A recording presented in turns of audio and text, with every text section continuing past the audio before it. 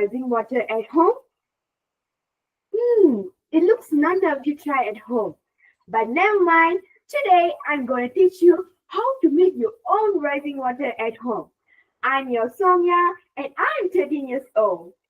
Before we get into our experiment, let's introduce what materials are we going to use. We're going to use a candle, a glass water bottle, a food coloring, a food to mix, a glass filled with water, and a lighter, and mainly we should have a waterproof plate. So come, let's get into this experiment. First, we should pour the food coloring into our water. 2 drops is enough. Mix.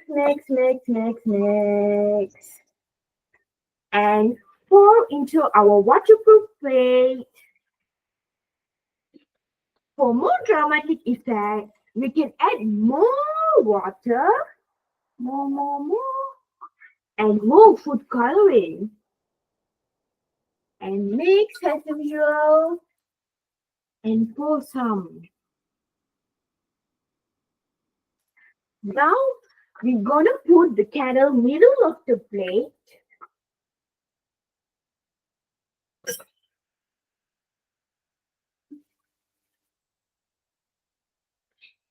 Now, we're gonna light it up using a lighter. Remember, word caution on this.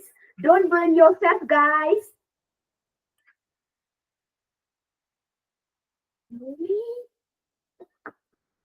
Wait. Now, here comes the best part. Look closer. Oh no! Our candle fell into the water. But never mind. Let me explain how would come exactly. If I put the glass middle of the candle, the water will rise up into the glass. So we will get exactly how the water rise into the glass. That's all our end of this experiment. Thank you for watching.